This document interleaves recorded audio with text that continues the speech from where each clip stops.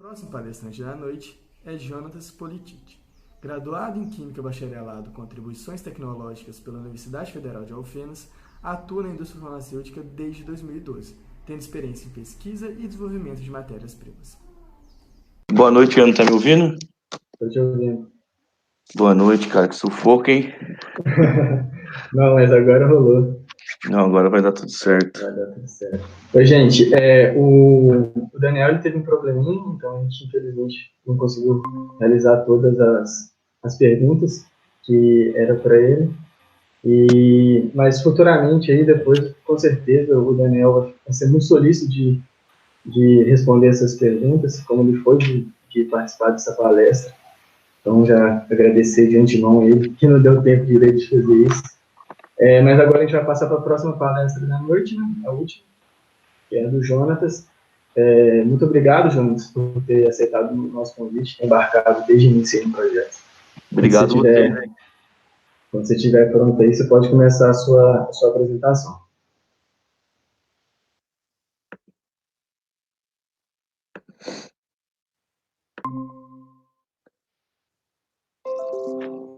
Tá aparecendo para você aí, Ana? Tá sim. Aí só colocar no modo apresentação, que tá aparecendo a parte, Ok. o PowerPoint inteiro. Agora foi. Excelente. Tá aparecendo, então, beleza, gente, boa noite aí. Desculpa aí, Ana, André, pelos problemas técnicos aí, mas conseguimos resolver a tempo. Estou muito feliz aí de estar participando dessa iniciativa de vocês aí. Eu acredito que todos os universitários aí têm que aproveitar bastante essa oportunidade, porque até onde eu vi só passou gente fera. Acompanhei ontem, hoje voltando do trabalho consegui ouvir pelo rádio a palestra da Tamara e fiquei contente porque ela falou do P&D como um todo, né, de Centros de Pesquisa e Desenvolvimento, então ela abordou todos os setores, deu um geral para vocês, então eu acho que agora eu fico mais tranquilo em poder falar da minha praia, que é a matéria-prima, então eu sou coordenador de pesquisa e desenvolvimento de matéria-prima, e assim, antes de começar, eu quero até usar um termo que a Tamara usou em relação à receita do bolo de chocolate 70%, né? Então, o bolo de chocolate seria o produto acabado. E aonde que entra a pesquisa e desenvolvimento de matéria-prima? Então, para fazer esse bolo de chocolate, a minha equipe, ela tem, na verdade, né, que analisar provavelmente um, dois, três fornecedores, ver qual fornecedor tem o menor perfil de impureza, menos solventes residuais. Então, nessa linha que a minha equipe trabalha. Então, vou começar com a minha formação. Eu sou formado em Química, bacharelado com atribuições tecnológicas pela Universidade Federal de Alfenas. Logo que eu comecei a trabalhar na indústria farmacêutica, eu ainda tinha um sonho de dar aula, então fiz uma graduação em ensino de Química, modo à distância, no Centro Universitário Claritiano, e atualmente eu estou cursando mestrado profissional em Tecnologia em Química e Bioquímica pela Universidade de São Paulo.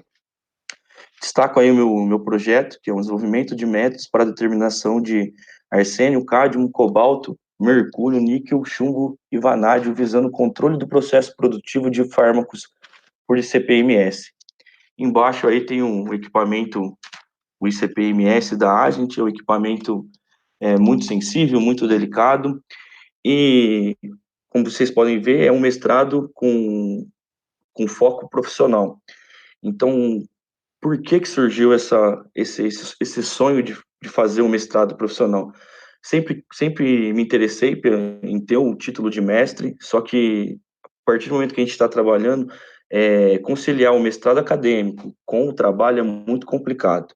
E o mestrado profissional ele vem para dar esse suporte, né, para todas as pessoas que estão hoje empregadas na indústria e têm essa vontade de dar sequência no desenvolvimento pessoal, no desenvolvimento profissional.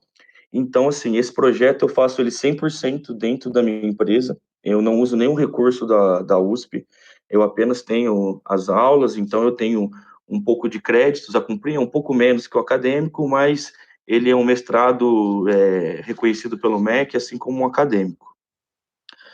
Bom, então eu vou falar um pouco sobre minha carreira profissional. Em 2012, eu iniciei na MS como analista de controle de qualidade júnior. E se tem uma palavra que representa a minha trajetória na MS, é uma escola. Na MS foi um momento onde eu entrei totalmente cru. Tinha visto uma vez o HPLC, tinha visto o CG uma vez. O CG da Unifal era injeção manual, que eu vi uma vez na aula de toxicologia, que a gente fez uma quantificação de acetona em urina. Então, assim, foi um momento onde meu olho brilhava, nossa, eu me envolvi, eu me dediquei, e assim, em menos de um mês eu já estava conseguindo tirar teor do HPLC, aprendendo a mexer em software, entendendo. Hoje os equipamentos são muito mais sofisticados. Na minha época, lá na MS, era bomba individual, vaio de 4 ml, só quem teve esse contato sabe o quanto que era robusto o equipamento, era um trator o equipamento. Mas, assim, em pouco tempo eu vi que já tinha esgotado tudo aquilo que eu podia tirar ali daquele momento, e depois de 1 ano e 8 meses eu parti para um outro desafio. Então eu fui para a Merial, antiga Merial, né? Hoje ela foi comprada pela Behringer, e lá na Merial foi um outro aprendizado, porque na Merial é uma empresa de produtos veterinários, onde eu saí um pouco da matéria-prima, trabalhei com com produto acabado, era uma espécie de um tablet para pulga, carrapato, e eu era responsável por todos os lotes, fazer a uniformidade de todos os lotes, então era um trabalho bem maciço, assim, era muita correria, e o que que eu tirei de bom durante a Merial foi que lá era uma empresa auditada também, era pelo MAPA e pelo FDA, porque exportava. Então, assim, tive contato com, com POPs bem mais rigorosos do que a gente como eu estava acostumado na MS. E depois de 1 ano e 2 meses, apareceu minha oportunidade aí para ter um crescimento já na minha carreira. Então, em 2015, eu parti para novos áreas e voltei para a indústria farmacêutica e fui conhecer a Eurofarma. A Eurofarma é uma empresa maravilhosa, sensacional. O prédio da Eurofarma é bonito. Então, quando eu cheguei lá, eu cheguei com a mesma vontade que eu tinha entrado no MS. Então, tinha certeza que era ali que eu tinha que estar. Tanto é que eu comecei no dia do meu aniversário, em 2015. Então, assim, na Eurofarma, se tem uma palavra que representa, é pressão. Era Voltei à indústria farmacêutica no controle de qualidade, com uma equipe de matéria-prima bem mais reduzida do que o que eu tinha na MS, então a demanda era a mesma, só que com menos pessoas, então era uma correria, e logo eu fui tomando a frente em relação a eu que tomava conta de equipamento, eu que comecei a fazer as análises de HPLC. Lá era um pouco diferente. Algumas indústrias, elas não, um analista não fica responsável por todas as análises. A gente fala que trabalha em células, então tem o pessoal que fazia análise de bancada, o pessoal que era responsável pela cromatografia gasosa, e eu ficava responsável por HPLC. Então, tinha dia que eu tinha que alimentar 4 equipamentos com produtos diferentes, então foi um desafio bem legal. E em 2017, sempre foi um sonho meu sair do controle de qualidade e ir para o desenvolvimento, porque o controle de qualidade, a rotina dele é um pouco diferente, é uma coisa mais fazer, uma coisa mais mecânica. Você tem um procedimento e você tem que seguir esse procedimento e tem que dar vazão nas análises. Indústria farmacêutica, no geral, ela vem com uma pressão, é cronograma, é prazo. Então, assim, isso também me ajudou a moldar o profissional que eu me tornei hoje. E em 2017, eu tive a oportunidade de ir para um laboratório que estava sendo montado. Peguei um laboratório bem no início.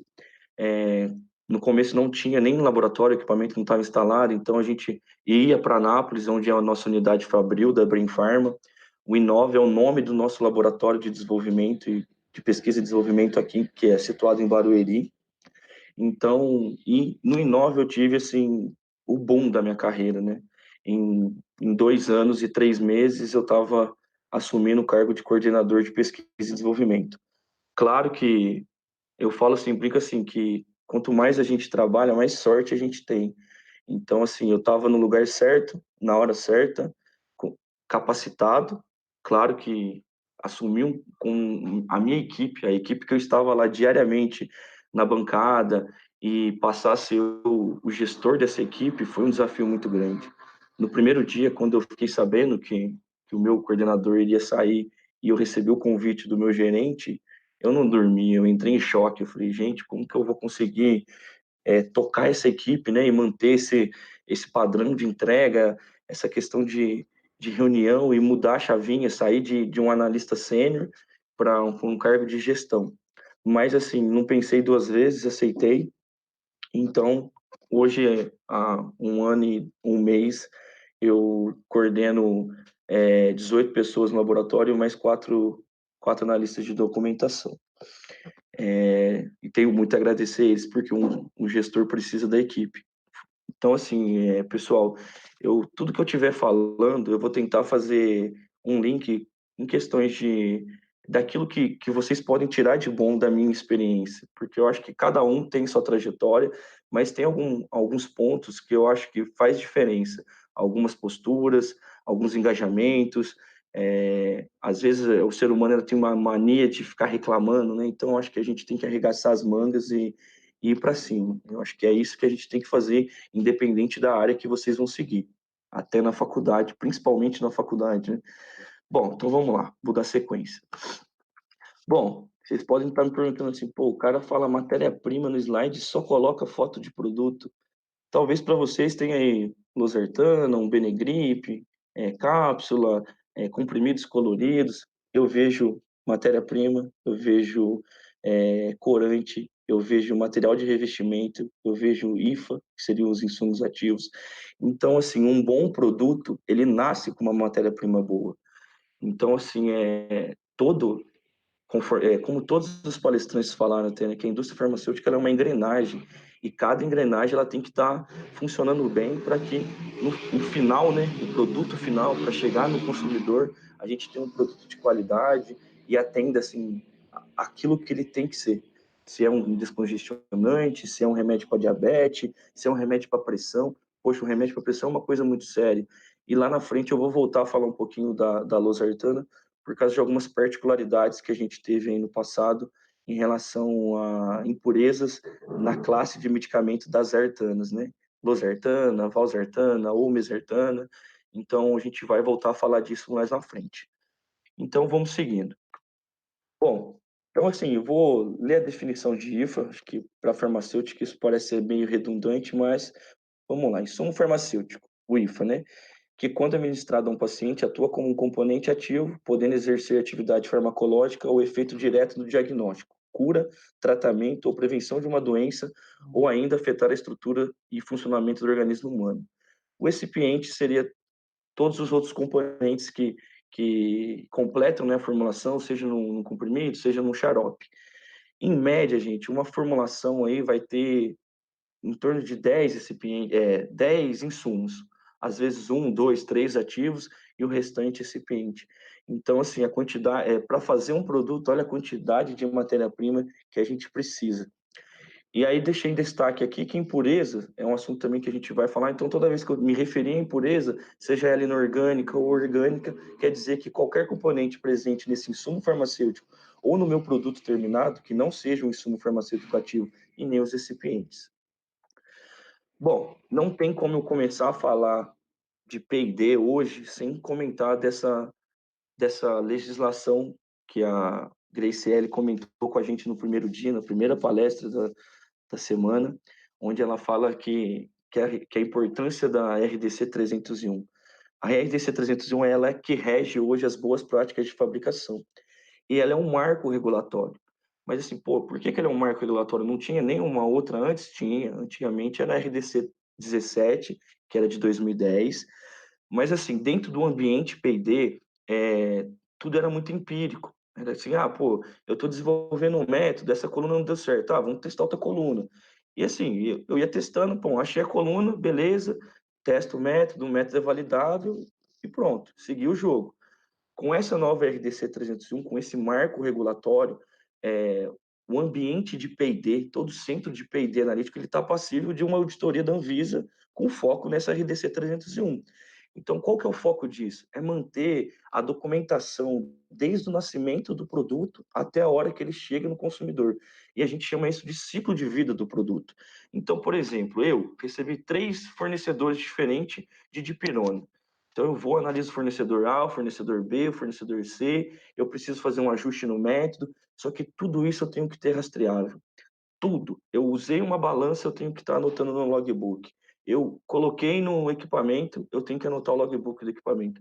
Eu preparei uma fase móvel, poxa, a fase móvel não está legal, eu preciso aumentar a concentração de orgânico para eu melhorar a separação dessas 2 impurezas. Eu tenho que ter um histórico. Eu brinco que a gente tem um diário de bordo.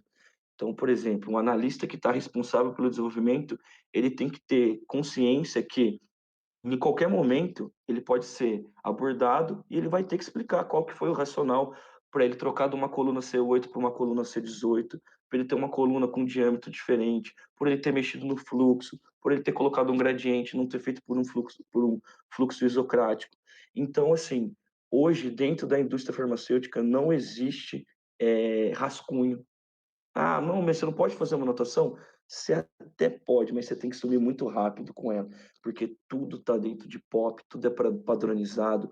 A gente tem todo o fluxo dentro do Centro de Pesquisa e Desenvolvimento, ele tem que ser mapeado, desde a hora que chega o material no almoxarifado, a forma como que ele é amostrado, a forma como ele é lançado no SAP, a forma como eu solicito essa amostragem, eu tenho que ter o controle da hora que esse material entrou no laboratório, mas, esse material é um material que não é controlado. Ok, a gente tem uma lista de materiais controlados pela Polícia Federal que quando eu vi, eu não imaginava. Manitol, dipirona, paracetamol, cafeína, são IFAs que a gente precisa ter na etiqueta, controlado pela Polícia Federal. Tem que ser armazenado num armário diferente, com chave. Então, assim, dentro de um laboratório de pesquisa e desenvolvimento, de um centro de pesquisa e desenvolvimento, a palavra rastreabilidade, confiabilidade de dados. Mas é só o papel? Não. Eu vou lá e coloco uma sequência de injeções no meu equipamento e no meio da corrida acaba a força. Poxa, perdi essa sequência. Vamos abrir um relatório de desvio falando que a gente desconsiderou essas injeções porque a gente teve uma queda de energia. E aí a gente vai e coloca novamente essa sequência para rodar. Então, assim, desde já, entrou numa indústria farmacêutica, vocês vão ser treinados, vocês vão ter integração, vai ter integração com garantia da qualidade, vocês vão saber como que vocês preenchem uma data, se é com barra, se é com ponto, se quando você não for usar um campo, você vai fazer um traço da esquerda para a direita na diagonal, ou se ela vai ser na horizontal.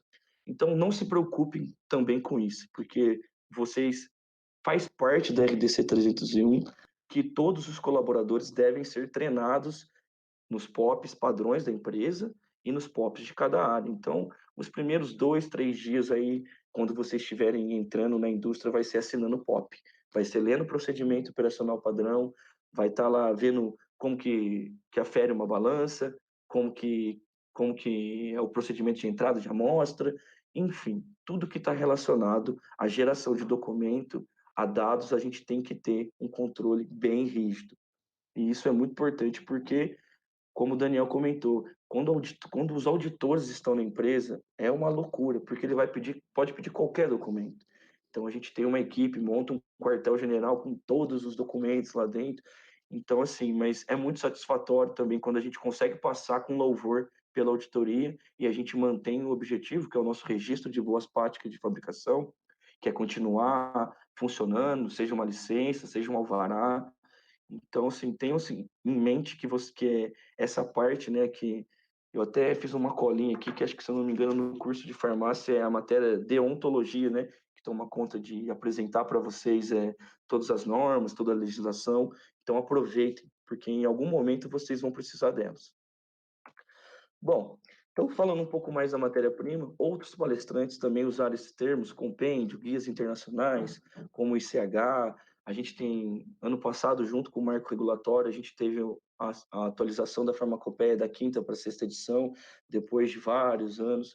A nossa farmacopeia, ela vamos dizer assim, ela é um pouco obsoleta frente às outras farmacopeias. Então, assim, a Anvisa, ela deixa em aberto. Você pode seguir pela farmacopeia brasileira, mas também pode seguir por outros compêndios, seja a USP, seja a farmacopeia europeia, britânica, japonesa, e o ICH são guias que nos dão embasamento e nos ajudam a montar um racional. Por que que eu controlo uma impureza a 0,10 e não a 0,3? Se ela for uma impureza desconhecida, de acordo com o guia do ICH, Q3A, Q3B, Q3C, cada um trata de um assunto, um trata de impurezas em matéria-prima, o outro trata de impureza em produto acabado, outro guia trata de solventes residuais, impurezas elementares.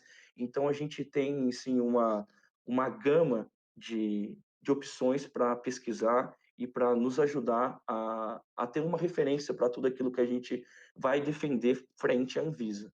Esse é o importante. E assim, dentro do controle de IFA, vou falar especificamente de IFA, a gente tem teor, ele pode ser por titulação, ele pode ser por cromatografia gasosa, ele pode ser por espectro V, impurezas inorgânicas, a gente pode fazer testes de íons inorgânicos. Lembra da aula de química analítica, marcha analítica, identificar íons? Então, por exemplo, é um material que ele pode ter resquício de cloreto. Então a gente vai, bom, qual que é o limite? 200 ppm. Eu preparo um padrãozinho com HCl para ter 200 ppm de cloreto. Faço um ensaio, adiciono 1 ml de ácido nítrico, adiciono nitrato de prata e o meu padrão de 200 ppm ele tem que ser mais turvo do que a minha amostra. Então, ou seja, se a minha amostra tiver menos turva que o padrão, eu estou garantindo que a minha amostra está com limite abaixo de cloreto. Se não sai o limite.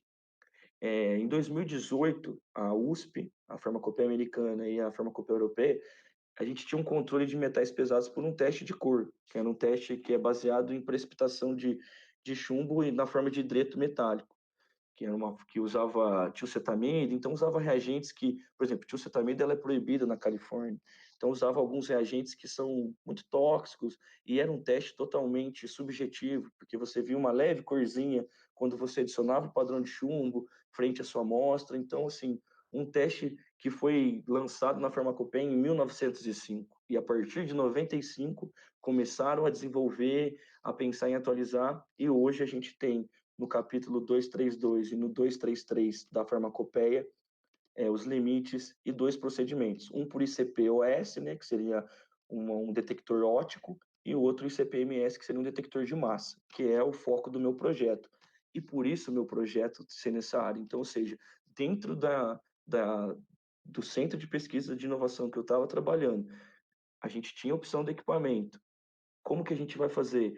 Poxa, é um equipamento que análise de impurezas elementares, ela foge muito do que a gente está acostumado na indústria farmacêutica, HPLC, cromatografia gasosa. Então, assim, a gente tem poucos colaboradores profissionais que são capacitados para esse tipo de análise. Então, foi aonde eu vi uma oportunidade e me dediquei e estou aí, fiz minha qualificação agora em março e espero até o final do ano conseguir ter o título de mestre aí e impurezas orgânicas. Aí a gente vai ter impurezas conhecidas, impurezas desconhecidas, total de impureza. A gente pode ter nitrosaminas, as impurezas que foram descobertas no fabricante de valsartana e que depois de testes do EMA, né, que é o órgão medicinal da Europa, e o FDA, viram que dependendo do limite dessas impurezas, isso poderia causar um câncer. Então, a gente precisou ter uma nova abordagem. Então, assim, a gente não pode parar. A gente tem que estar sempre pesquisando, sempre estar lendo artigos, metodologias que podem dar suporte para a gente, para determinadas análises que a gente não tem na monografia, na USP, na farmacopeia brasileira. E também a gente faz o controle de solventes residuais.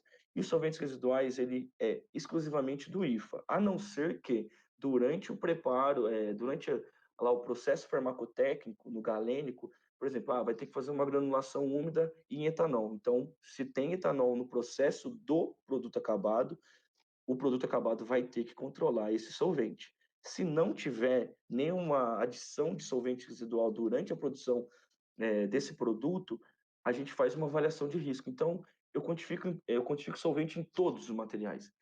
IFA, recipiente, e a gente faz uma avaliação de risco e demonstra para a Anvisa, baseado nos guias, na farmacopeia, que dentro desses guias tem avaliação de risco, você pode fazer, por exemplo, eu quantifico solventes residuais em todos os meus materiais e faço um somatório. Poxa, se eu somar a quantidade que vai na formulação de cada solvente, eu ainda assim não chego nem perto da especificação que teria no produto acabado. Então, eu não preciso ter esse controle no produto acabado. Então, isso é importante, porque uma avaliação de risco bem feita, ela não vai ser questionada e você vai evitar de ter um controle desnecessário no futuro. Porque tudo que eu estou falando para vocês em relação à metodologia, a desenvolver métodos, vai chegar no CQ, que seria o nosso cliente final. Então, quanto mais redondo, quanto menos controles, claro que não posso deixar de ter um controle de uma coisa importante, mas se eu consigo provar que por uma variação de risco que eu não tenho necessidade, vai ser um ganho para o controle de qualidade. Bom, aqui só para exemplificar, para quem nunca teve contato com uma farmacopeia, eu fiz aqui um recorte do cloridrato de metformina.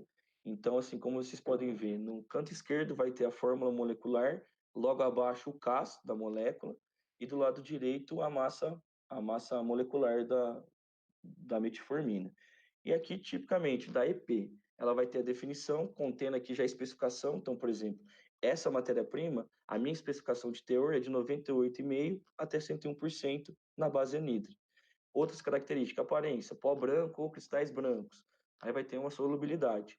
E nesse caso específico, não é um controle de dosagem por HPLC, é uma titulação potenciométrica. Se vocês repararem, ele te dá certinho aqui, ácido fórmico anidro, R. Então, é o ácido fórmico anidro reagente. Se você tem acesso à farmacopeia online, se você clica, ela vai te levar para uma página onde ela vai te dar as características desse reagente, qual que é o caso dele. Aqui, por exemplo, esse 2.2.20 é o capítulo geral da farmacopeia, onde está falando tudo sobre titulação ácido base, titulação potenciométrica. Então, assim, as farmacopeias, elas, tipo assim, não é simplesmente saber ler inglês para eu poder fazer uma análise. Sim, você pode fazer, mas no desenvolvimento, se eu testo o método da farmacopeia e ele não sai da forma que eu estou esperando, eu tenho um capítulo geral dentro da farmacopeia que me permite pequenos ajustes, de forma que eu não vou descaracterizar esse método farmacopeico. E por que o método farmacopeico ele é tão importante para a gente? Porque um método que ele é farmacopeico, que ele tem referência EP, USP brasileira, quando ele chegar no time de validação, ele não vai ser preciso validação completa. Ele vai fazer uma verificação compendial. Então, em vez de ele fazer linearidade, precisão, exatidão, teste de filtro, estabilidade, robustez, ele vai precisar fazer uma seletividade, uma precisão e uma exatidão. Ou seja, ganho de tempo, não vai ter gasto de padrão. Então, ou seja, é um ganho para a empresa. Então, a gente procura sempre estar embasado no que está escrito na farmacopeia. Nem sempre a gente consegue. Bom, então assim, beleza. Ô, Jonatas, o que que um analista de matéria-prima, com que equipamentos eles vai ter? Então, assim, hoje, a minha equipe de matéria-prima, ela tem contato com HPLC, com detector UV, DAD, com detector RID, com fluorescência, com massa, a gente tem um TOF, né, um Time of Flight, para a gente poder identificar e qualificar impurezas. A gente tem um GC com ionização iônica, o FID, um GC-MS, e a gente também tem um detector de nitrogênio, sensível a nitrogênio e fósforo. A gente possui um ICP-MS, a gente tem uma variação de dissolutor. Mas na matéria-prima vai usar dissolutor? A gente tem algumas matérias-primas que são pellets. Por exemplo, o esomeprazol. Se você abrir a cápsula, você vai ver que são pellets, porque são uma liberação controlada. Então, a gente também tem que controlar a dissolução na matéria-prima. O Calfish ele é um equipamento que a gente pode fazer análise de água. Ele vai fazer uma titulação, ele vai fazer o teor de água que você tem numa quantidade X de amostra. A gente tem o IR, que é o nosso equipamento que a gente usa basicamente para fazer identificação. Então, eu leio um padrão primário, um padrão que eu tenho certificado, que esse material tem 99% de pureza. Aí eu leio o meu padrão, leio a minha amostra, e isso tem que ter um match, né, uma semelhança, né, uma similaridade acima de 95%. A gente tem a opção de fazer análise por espectro do UV, a gente tem viscosímetro. Então, são alguns dos equipamentos que a equipe de matéria-prima trabalha e tem esse contato durante o desenvolvimento. Ah, mas é só equipamento? Não. Ah, desculpa. Aqui só um exemplo, um espectro do dimetilsulfóxido no IR, as bandas em transmitância. Aqui é um recorte que eu tirei da farmacopeia americana do fosfato de codeína hidratado. Olha a quantidade de impurezas que o método tem. Aí você pega o método e fala, nossa, vai separar lindo. Não, nem sempre. Tem que ir no ajuste fino para que a gente consiga ter um cromatograma, um perfil cromatográfico parecido com esse. E aqui, tipicamente, um cálculo de teor por titulação, onde eu vou fazer o volume gasto na minha amostra, menos o volume gasto no meu branco, vezes o fator de equivalência, 1 ml do meu hidróxido de sódio equivale a 1 miligrama de cloridrato de metformina, por exemplo. O fator de correção da solução volumétrica, vezes 100 para passar para a porcentagem, e a massa da minha tomada de ensaio. Ah, mas é só com equipamento? Não. Então a gente tem muita titulação, a gente tem ensaios de identificação, que é a marcha analítica, para identificar íons, para fazer testes limites. A gente tem que fazer fatoração. Aqui à esquerda aqui tem a Merck, ela vende soluções volumétricas prontas. Mas a gente precisa fatorar para certificar, por exemplo, esse hidróxido é um normal. Ele é um normal mesmo? Então a gente vai e faz uma fatoração e aí confirma esse fator tem uma validade, então assim, tudo registrado. Uma cromatografia em camada delgada, CCD ou TLC, né, da sigla em inglês. Aqui um exemplo de uma placa de TLC do extrato de passiflora. Aqui vocês podem ver que não foi a amostra, ela não foi colocada em spot, ela foi feita em banda. Difícil fazer essa placa, muito bonita depois de pronta, mas bem complicada de se preparar. Pessoal, balão volumétrico, menisco, parece que é uma bobeira, mas pensa assim, vocês vão pesar um padrão de 3 miligramas, padrão é caro, você tem que fazer uma análise e só tem aquilo de padrão. Então tem que ter a mão muito boa, com o tempo vocês vão pegando boas práticas de pesagem. Poxa, boas práticas de pesagem? Sim, evitar ficar tirando depois de colocar, fazer um, uma barquinha bonitinha ali para que você depois consiga transferir toda a quantidade para dentro do seu balão, ter uma ferição. Poxa, eu pesei nessa balança amostra, vou pesar nessa balança padrão, porque tem o erro sistemático, pode ter o erro da balança. Então, assim, ao longo do tempo, vocês vão desenvolvendo confiança e aí vocês vão conseguir usar uma balança de uma microanalítica que pega aí até 6 casas decimais. Então, assim, isso é com o tempo. Não se preocupe, ninguém vai chegar e falar para você, toma, esse padrão custa 50 mil reais, você pese 2 miligramas. Não vai ser assim. Então, mas assim, durante as suas aulas práticas, aproveitem ao máximo, tirem de tudo de bom que vocês podem, porque, pô, usa tudo? Às vezes não. Você pode ver, por exemplo, na matéria-prima, muita química quantitativa, química orgânica, físico-química tem também. Então, assim, tudo que vocês puderem agregar já agora, para vocês lá na frente vai ser muito mais simples. Vocês vão conseguir absorver tudo aquilo que vocês precisam para se tornar um bom profissional dentro de um centro de pesquisa muito mais fácil. Bom, então eu vou falar um pouquinho aqui da minha estrutura de P&D analítico. Lembrando que a Tamara deu todo aquele bizu, né, geral de todas as interfaces, daquela quantidade de setores que tem, mas dentro do P&D analítico, no setor de matéria-prima, na minha empresa hoje eu tenho um gerente e ele toma conta de três frentes. O DMF, que também foi comentado com vocês, o Drug Master File, que é todo o equipamento, que vem todas as um arquivo, né, que vem todas as informações dos fabricantes. Então é ali que a gente procura qual solvente foi utilizado na rota, se durante a rota de síntese ele adicionou um catalisador paládio, então eu vou ter que controlar paládio, ou ao menos fazer uma avaliação, fazer um estudo de carry-over, né, para ver se durante o processo dele ele consegue eliminar esse paládio, ou se mesmo assim no IFA que a gente está comprando ainda assim tem resquício de paládio.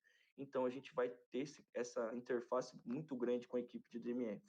Tem a minha equipe de matéria-prima e também tem a equipe de pré-formulação, que ela também é uma equipe conhecida como a equipe da engenharia reversa, que é aquela que vai pegar um referência e vai tentar identificar qual que é o tamanho de partícula do recipiente ou do ativo.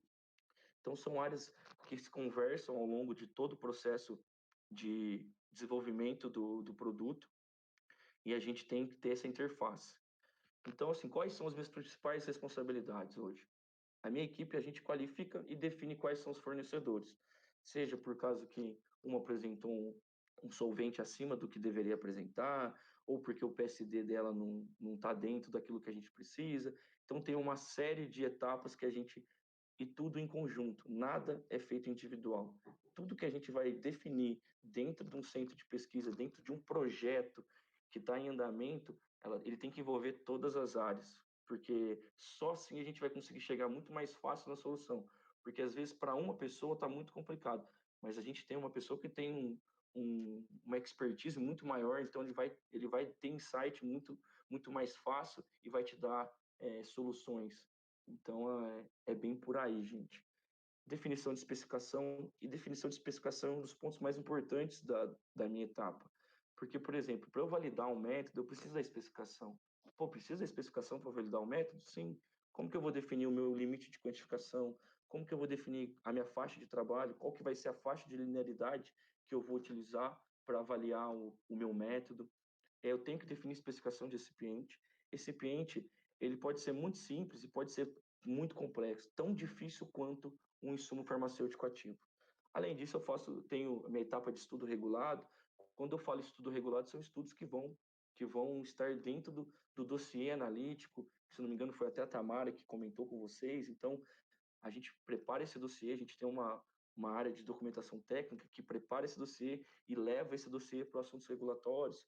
Investigações, por exemplo. Poxa, a gente está fazendo um processo aqui no farmacotécnico e o teor do produto está dando baixo.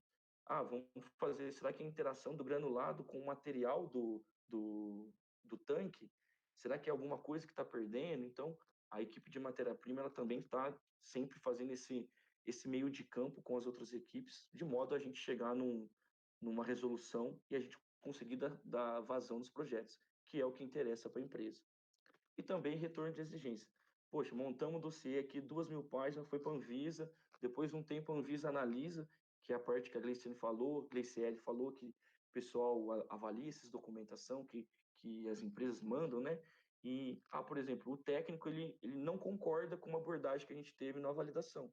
Ele vai montar essa exigência, vai mandar para a gente, e a gente tem um período hábil, ou simplesmente para esclarecer, ou realmente, poxa, realmente a gente vacilou, a gente vai ter que demonstrar para ele que, apesar disso ter ido errado, a gente não vai comprometer todo o método analítico de matéria-prima. E aqui eu destaco, né, investigações, porque acho que, assim, quem gosta de pesquisa e desenvolvimento, quem gosta de estar nesse ambiente, falou em investigação, o olho brilha.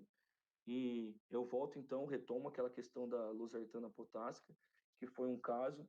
E aqui, hoje a Anvisa, aliás, hoje não, né? Em 17 de maio de 2019, a Anvisa ela lançou no Diário da União, né, a RDC 283, que dispõe sobre investigação do controle e eliminação de nitrosaminas potencialmente carcinogênicas em antagonistas do receptor de angiotensina 2, que seriam a classe das artanas.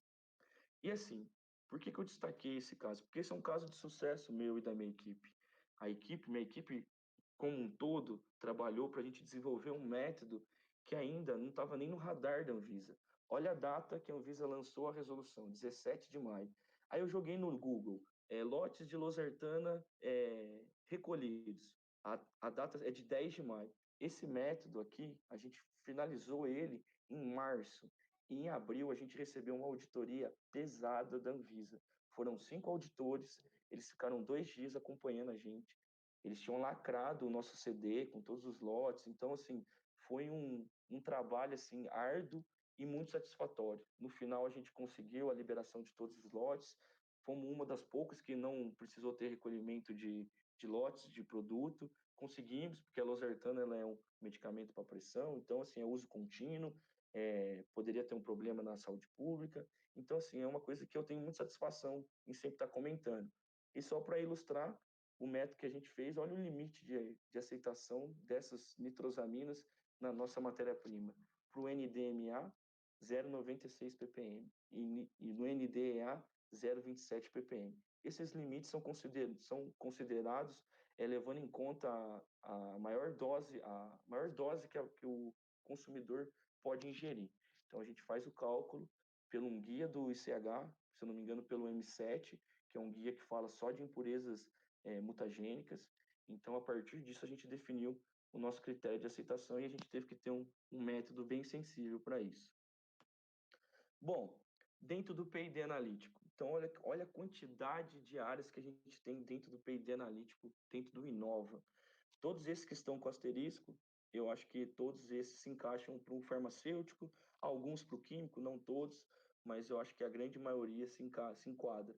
Então, destaco a matéria-prima, estabilidade, a gente tem uma equipe focada em dissolução, uma equipe focada em produtos de degradação, e aí a gente pode fazer uma brincadeira aqui, ó, matéria-prima, validação, estudo de degradação conforme RDC 166, dissolução, RDC 31, produto de degradação, RDC 53, então, pós-registro, RDC 73.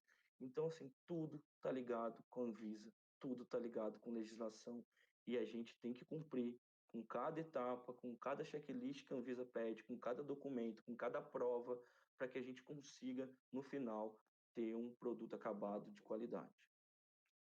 Aí uma imagem, né, do pré-formulação, do P&D analítico, mais uma foto do P&D analítico, uma parte de pré-formulação, a parte do galênico, onde o pessoal faz os protótipos. Aqui uma foto com o Raman multifocal, que é um equipamento que ajuda a gente nessa questão de mapear, de fazer engenharia reversa. Então a gente tem um centro de pesquisa muito legal. E aí, gente, com tudo isso que eu falei, tentando passar para vocês alguma informação, minha vontade mesmo é que, sei lá, de 50 alunos que estão assistindo, que um brilhe o olho pensando na matéria-prima, e a gente vai estar de portas abertas aí para. A gente tem plano de estagiário, o próprio Iano aí, tive o prazer de conhecer ele durante o estágio, menino muito bom. Mas aí fica minhas dicas. Confiança, gente. Tudo que for falar, tem que ter confiança. Se não sabe, é melhor ficar quieto do que se enrolar. Então, assim, tenham confiança na hora de ir para a entrevista. Não tenham vergonha de falar que não sabe. Eu acho que é muito melhor você falar que não sabe, mas, poxa, eu não sei realmente essa informação, eu não sei, mas eu sei aonde procurar essa informação. Trabalho em equipe. Não existe uma equipe, um laboratório de pesquisa e desenvolvimento onde uma pessoa que não sabe trabalhar em equipe, ela atrapalha a equipe toda. Então, sempre tenho isso em mente. Trabalho em equipe vai ser muito mais fácil, vai ser tudo mais simples. Terceiro ponto, comprometimento, gente. Às vezes as pessoas recebem uma atividade e, tipo, deu certo, bom, não deu certo, bom também, deu horário, bate o ponto e vai embora. Comprometimento. Poxa, o que será que eu fiz de errado? Eu sempre parti do pressuposto que eu fiz alguma coisa de errado, para depois eu falar, poxa, eu acho que foi a balança. Ah, não, acho que foi o equipamento. Mas primeiro de tudo, poxa, onde foi que eu errei? Deixa eu verificar aqui as minhas diluições, deixa eu confirmar se eu fiz da forma correta. Então sempre tenho esse feeling de desconfiem de vocês, a gente não acerta sempre. E vai ser muito mais fácil. Às vezes é muito mais simples você, poxa, pô, desculpa aí, mas eu vacilei mesmo. Eu errei no preparo da fase móvel, o pH ficou diferente, os picos encavalaram todos, eu perdi a análise, vou ter que refazer de novo. Não é o ideal, mas beleza, você assumiu, você aprendeu com isso. Outra coisa, gente, a gente fala aqui, é tudo muito bonito na indústria farmacêutica. Também não é assim. Pressão e prazo. É lead time, é tempo, é meta. Então, assim, sintam-se pressionados desde hoje já na academia. Vocês estão aí terminando o curso de farmácia, cobrem isso de vocês, para que vocês lá na frente não sofram com isso. Porque é difícil você. Ah, poxa, cada pessoa é uma pessoa, claro, mas, por exemplo, não pode ficar muito sentido, porque, poxa, pô, o Jonas desceu aqui e deu uma carcada na gente aí, porque a gente perdeu o prazo da entrega, isso vai tipo, ficar ruim para a equipe, porque vai ter que subir para a diretoria que teve um atraso. Então, isso não é bom para ninguém. Então, acostumar a ter essa pressão, a se cobrar. Planejamento, gente. Planejamento. Controle de qualidade e P&D. Controle de qualidade, você vai ter um método pronto e vai mandar bala. É só isso? Não. Vou dar um exemplo para vocês. Se no controle de qualidade, um analista que acabou de chegar e um analista sênior, qual que é a maior diferença dele? O analista sênior, ele vai olhar todos os testes que ele tem que fazer. Aí ele vai ver lá, poxa, essa corrida aqui no HPLC vai demorar no mínimo 10 horas. Eu vou começar por ela. Porque não adianta nada eu fazer tudo e depois ter mais 10 horas de corrida no HPLC para eu poder liberar o material. Então eu vou, coloco para correr. Enquanto está correndo 10 horas, aí eu preparo o pH, aí eu coloco perda, aí eu faço cinzas. Então, assim, ver lá na frente. Perde 10 minutinhos, você vai ganhar 2, 3 horas lá na frente. No desenvolvimento, ainda mais. Poxa, eu recebi essa monografia, esses dois materiais, deixa eu verificar o certificado de análise de cada um, deixa eu ver como que está o DMF, deixa eu ver se tem alguma coisa falando que tem estudo de carryover, de benzeno. Benzeno é um solvente que ele é impureza de metanol, isopropanol, tolueno, acetona, isopropanol. Então, assim, dependendo de quais são os solventes utilizados, a gente precisa verificar se o benzeno está presente como uma impureza dos solventes. Porque o benzeno, dentro dos solventes, a gente tem diferenças de classe. Então, tem solventes classe 1, que é os mais tóxicos, classe 2, e os de classe 3, que são um pouco mais tranquilos, que têm limites mais altos. E uma coisa que, de uma palestra, se eu não me engano, do Alessio, né, que foi do RH, que perguntaram para ele sobre a questão de colocar cases de sucesso no currículo. Independente se você vai colocar isso no currículo ou não, tenham sempre em mente um case de sucesso. Porque, assim, na minha trajetória, pelo menos 2 vezes que eu me recordo, foi uma das perguntas que foi crucial durante a minha entrevista. Conta um case de sucesso. Ah, mas só aquilo que foi bom? Não. Tenham em mente também um case de insucesso. Poxa, eu vacilei nisso. E aí eu pergunto, mas qual que foi a sua lição disso tudo? Então você vai ter uma lição disso. Então tenham em mente. Pô, parece ser bobeira, mas é difícil. Sabe aquelas perguntas tipo, ah, me fala 3 qualidades e 2 defeitos. As 3 qualidades você vai ficar brigando, qual que você coloca? E os defeitos? Com certeza alguém vai colocar ansioso. Eu sempre coloquei isso. Mas então, assim, tenham em mente, vão preparados para a entrevista, conversem no espelho, olha no olho do cara, fala com firmeza, respeita a pessoa que está te entrevistando. A gente tem casos na indústria de pessoas que vieram de doutorado e a pessoa chega para uma entrevista onde a pessoa que está entrevistando ela tem um cargo acadêmico, não tem um título de doutor, mas é aquela pessoa que está entrevistando. Então você tem que respeitar. E assim, a chance de você conseguir uma vaga é claro que vai depender muito da necessidade, por exemplo. Às vezes você tem uma equipe, eu tenho uma equipe de 18 pessoas. Saiu uma pessoa que tem o perfil de documentação, eu não vou procurar uma pessoa que tem um perfil só analítico. Eu tenho que procurar uma pessoa para repor ela que também tem um perfil parecido, porque aí eu tenho que ter um controle da minha equipe. Mas fica aí minhas dicas, espero que vocês tenham gostado aí, que tenha sido, que tenha agregado em algum ponto para vocês. E se vocês tiverem algumas dúvidas, fico aberto aí.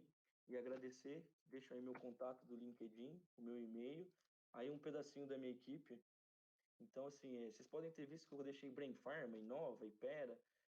A Brain Pharma é a indústria, é a nossa unidade fabril. O Inova é o laboratório de desenvolvimento da Brain Pharma. E todos nós fazemos parte do grupo da Ipera Pharma. Bom, era isso. Muito obrigado, gente.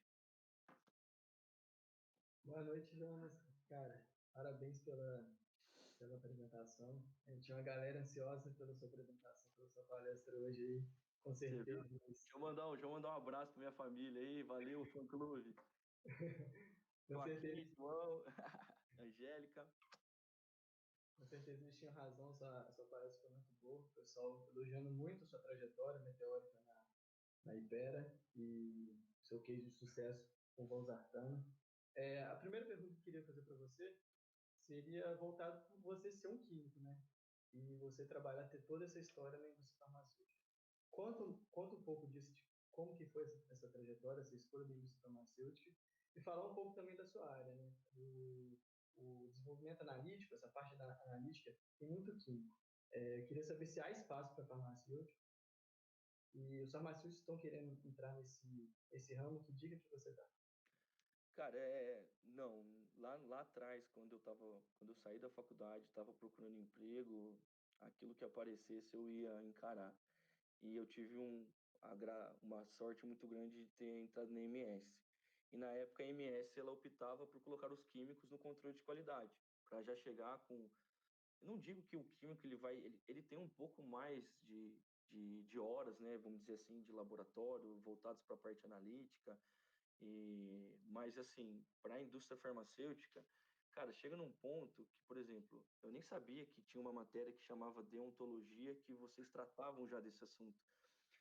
A química não tem isso. O máximo que a gente vai ter é alguma coisa de garantia de qualidade, de processo. Então, assim, foi uma coisa que eu busquei. Mas, assim, o farmacêutico tem espaço para todos. Eu, hoje, na minha equipe e no Inova como um todo, eu acredito que esteja ali em torno de 65, 35%. 65% farmacêuticos e 35% químicos.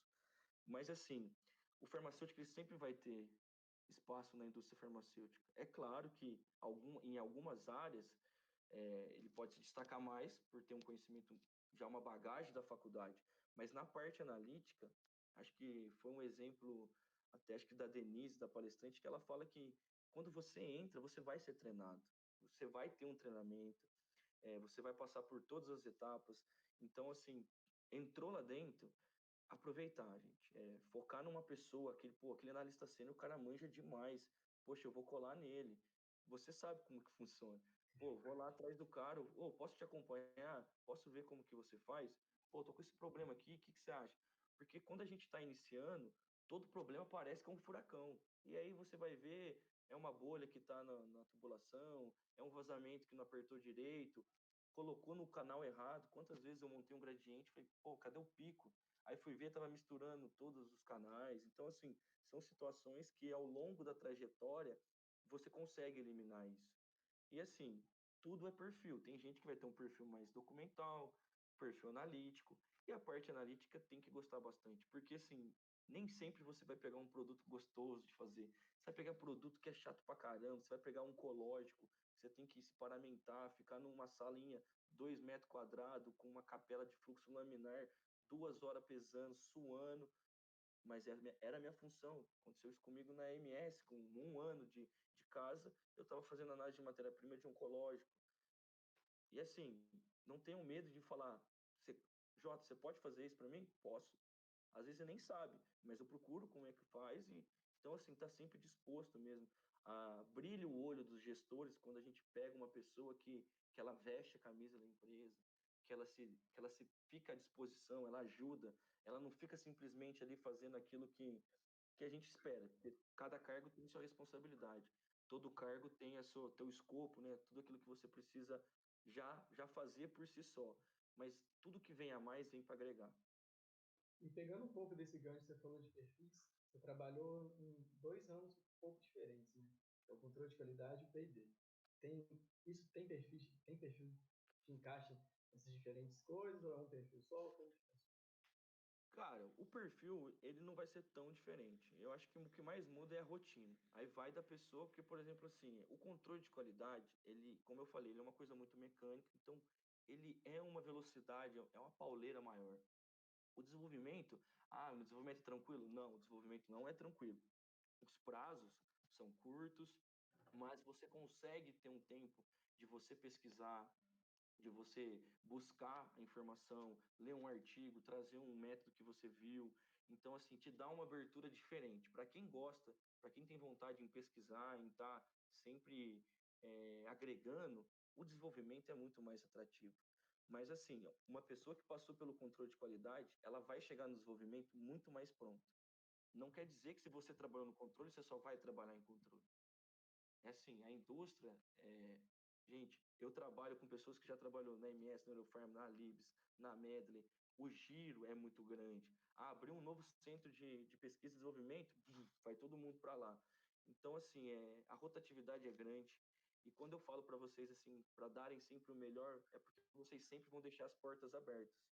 Então, assim, por exemplo, poxa, quando eu entrei na Eurofarma, eu fui ficar sabendo depois de um tempo que foi graças às indicações da MS que o pessoal foi atrás. Poxa, como que era o Jonatas aí na MS? Não, pô, o moleque era bom, ó, dava mó ralo aqui, e aí sim fui contratado na Eurofarma. Então, ou seja, se eu tivesse saído com as portas fechadas da MS, eu não tinha nem ido para a Eurofarma. Então, assim, a gente acaba deixando a nossa marca por onde a gente passa. Então, assim, sempre deem o melhor. Acho que é isso que eu tenho para falar mesmo, que tem que ir de peito aberto e trabalhar em equipe, trabalhar com garra, com vontade, que pelo curso, pela universidade que vocês estão, com certeza vocês vão estar prontos. As oportunidades, elas vão surgindo, não apavorem, às vezes para um vai ser mais simples, para outro vai ser mais complicado, mas quem quer, uma hora vai chegar. Com certeza. Falando um pouco também, né, nessa questão de preparação para as pessoas que querem entrar nessa parte do desenvolvimento, da pesquisa e desenvolvimento, você, no caso, você fez mestrado profissional enquanto você estava na indústria. Tem alguma diferença que eu digo? Qual que você acha que às vezes é mais interessante para uma pessoa que está querendo entrar nessa área? Você Entrar fala o sem acadêmico essa... ou o profissional? Não, o que eu falo é a questão do seguinte, o que você acha que é mais fácil para uma pessoa para entrar nessa área? Uma pessoa que entra na indústria e depois faz um mestrado profissional ou alguém que já tem essa bagagem do acadêmico e entra para a indústria? Qual, Ó, tipo, você acha que qual do caminho que você pondera? o mestrado profissional, obrigatoriamente você tem que ter vínculo com uma empresa. Você não consegue fazer o mestrado profissional sem ter vínculo com a empresa. Então você precisa ser contratado, vai ter um contrato entre a universidade e a empresa para que ambas as partes estejam de acordo. Mas assim, então, ou seja, o mestrado profissional, ele é uma oportunidade para quem quer continuar estudando e está dentro da indústria.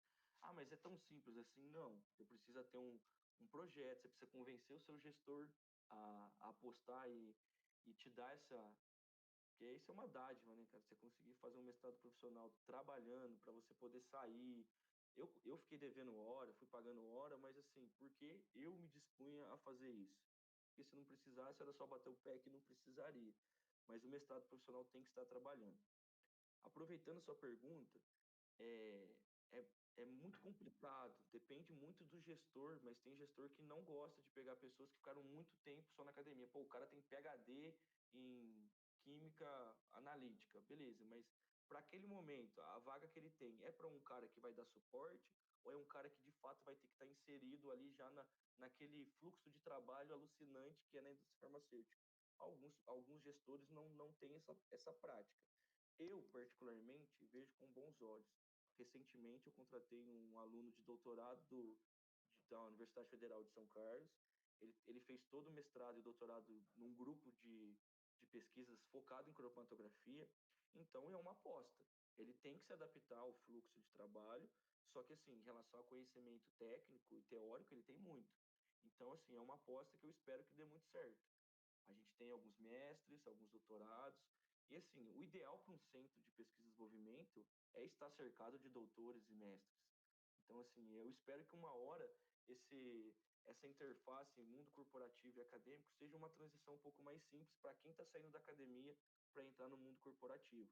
Mas, assim, falar que é fácil, não é fácil. Vai depender muito da oportunidade, do momento, do perfil que a vaga precisa e também varia muito da pessoa, porque pô, a pessoa é introspectiva, não tem problema.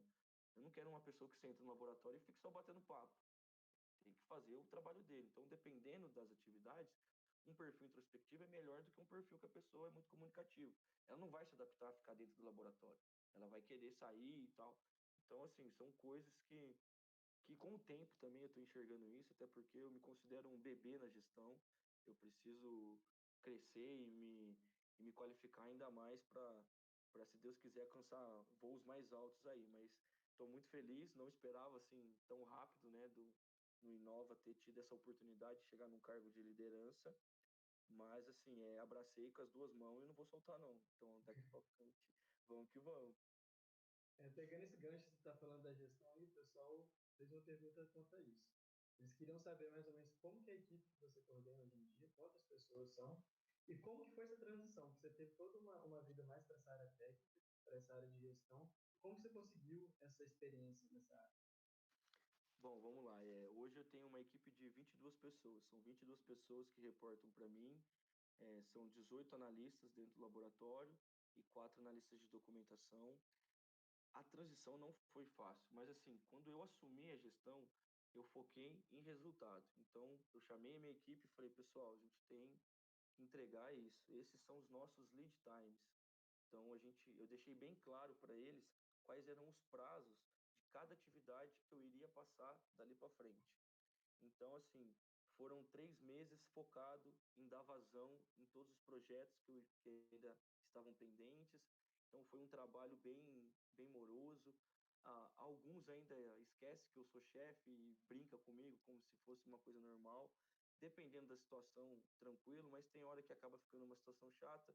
Então, assim, tive que chegar e pedir para que a pessoa mudasse essa postura, porque não seria legal para mim e também para ele.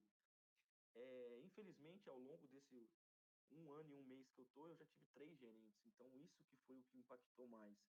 Então, essa troca de gerente, cada um pensa de uma forma, cada um tem uma forma de conduzir o seu coordenador. Então, eu tive o prazer de estou no terceiro gerente, ele já está há 7 meses. Então, assim, com um tempo maior, a gente começa a ter uma sinergia melhor e aí consegue envolver a equipe nessa mesma sinergia para que todo mundo foque no resultado, que é o que a gente precisa. A indústria ela é baseada em resultado. É um mundo corporativo. Entrou investimento, tem que sair produto no mercado. Então a gente tem que ter o foco sempre no resultado. Uma pessoa que falou que gostaria de saber se na Ipera tem um setor de auditoria interna e também se as auditorias são previamente estabelecidas. Como funciona a questão da auditoria? Sim, a gente não tem um setor de auditoria. As auditorias são todas controladas pela garantia da qualidade. Dentro do Inova também tem uma garantia de qualidade. Então, assim, todo ano a gente tem auditoria interna. Então, basicamente, assim, a gente tem meio que um calendário onde as analistas da qualidade, primeiro, eu tenho um focal point que vai acompanhar elas, então eles vão pegar todos os nossos procedimentos da área, vão avaliar, vão verificar alguns estudos para ver se está tudo registrado, para ver se tem algum nome errado, se tem alguma rasura, se seguiu com as boas práticas de fabricação na hora de fazer, de anular campo. Então, assim, ela é pré-estabelecida. E depois que eles fazem essa auditoria, a gente recebe um relatório pontuando, né, aquilo que elas consideram de baixo risco, um risco maior, e aí a gente tem que ter um plano de ação. Então, aí a gente envolve novamente a equipe toda. Às vezes, por exemplo, poxa, uma pessoa que não anotou o nome no campo do logbook. Isso pode ser gerado um desvio, então a gente vai ter que fazer uma reciclagem, né? Vamos ter que fazer um treinamento para o pessoal, mostrar uma prova onde todo mundo assinou, falando que foi treinado novamente naquele procedimento para que aquilo não volte a acontecer. Legal. O professor está querendo saber também como que funciona quando uma matéria-prima é reprovada em um teste. É feita reanálise, quantas reanálises? E também, complementando essa pergunta, geralmente quando vocês analisam mais de um fornecedor para uma matéria-prima. Como vocês fazem, às Certo. vezes, essa análise qualitativa para poder escolher um fornecedor? Certo, vamos lá. Então, assim, quando a gente tem um resultado fora da especificação, a primeira coisa que a gente vai fazer é investigar dentro do laboratório. Por exemplo, eu tenho um procedimento que ele tem uma corrida cromatográfica muito grande. Então, por exemplo, eu vou rodar um teor, vou injetar 5 padrões, mais um padrão confirmação e mais a minha amostra em triplicado. Até começar a injetar as amostras, eu já vou ter aí mais ou menos, sei lá, 10, 12 horas que aquela amostra está ali dentro do equipamento. Se aquela amostra se ela não tiver uma estabilidade no diluente, pode ser que o meu teor baixo seja por causa de um problema de estabilidade. Então a gente volta, corre novamente os padrões, prepara e injeta, para tirar essa possibilidade. Não, fizemos de tudo, realmente não é. Vamos pedir uma amostragem. Vai que essa bendita dessa amostra ficou exposta há muito tempo aqui no laboratório. Vamos pedir uma reamostragem. Reamostramos o lote. Corremos o lote bom e o lote ruim. O lote bom, o lote ruim continua ruim. A gente reprova o material. Na etapa de desenvolvimento, reprovar o material simplesmente esse material não pode mais ser usado e a gente vai entrar em contato com o fabricante. Ó, recebemos aqui o seu material, usamos a monografia da americana e esse resultado está fora. E aí, o que a gente pode fazer? É algum problema na matéria-prima? Você encontrou esse problema aí? Então, nessa etapa de desenvolvimento, a gente vai ter esse feedback. Se Se o cara não responder ou não falar coisa com coisa, esse fornecedor ele foi excluído. Quando eu avalio dois fornecedores, é muito fácil porque eu estou usando a mesma metodologia. Então, por exemplo, se eu estou seguindo conforme a monografia americana, se eu passo no método de substância, por exemplo, no fornecedor A, ele aparece o pico do meu ativo e duas impurezas desconhecidas abaixo de 0,05%. E o outro fornecedor aparece 10%. Então, é uma coisa muito escrachada. Ah, mas já nesse momento você já exclui? Não. Se todas as impurezas que está no método está dentro da especificação, a gente continua todo o procedimento. Vai para o farmacotécnico vai gerar protótipo dos dois fornecedores, e aí vai chegar um consenso multidisciplinar. Então, vai ter a pré-formulação, vai ter o farmacotécnico, vai ter o pessoal do DA, do desenvolvimento analítico de produto acabado, vai ter a minha equipe presente, para a gente falar, ó, qual dos fornecedores a gente vai ter. Vai ter a equipe de DMF, poxa, ó, o fabricante A tem uma documentação impecável, o fabricante B já não está legal. Poxa, o fabricante B é o que apresentou aquele monte de impureza, então vamos seguir com o fabricante A. Então é uma coisa que a gente vai tomar uma decisão em equipe, com todo o P&D analítico envolvido. Interessante. Outra coisa que o pessoal gostaria de saber é que, para sólidos, como que é feita a caracterização de polimorfismo? Polimorfismo a gente tem algumas técnicas. Não é minha parte, pessoal, então eu vou tentar dar informação para vocês, não vou aprofundar muito, mas pode ser feito por difração de raio-x, então a gente vai fazer uma análise para verificar se bate com o padrão da biblioteca, se tem diferença entre os fornecedores.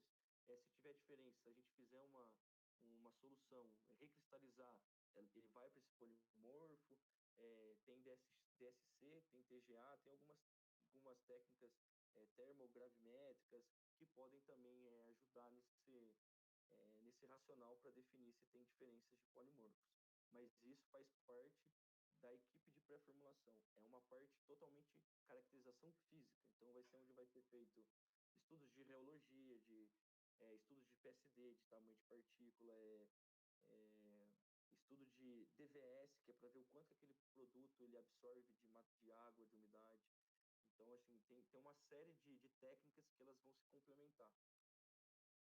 Beleza. Agora, indo para a última pergunta do dia, eu queria saber mais ou menos como você tem o seu termômetro do mercado, né? Porque mais voltado para essa área do P&D analítico, ou do P&D em geral. Porque você falou muito, explanou muito bem sobre a questão da harmonização do ICH, e isso, creio eu, esteja gerando muita demanda para você. Você falou, exemplificou a questão da identificação de metais pesados, entre outras técnicas. Como que você vê o crescimento desse mercado?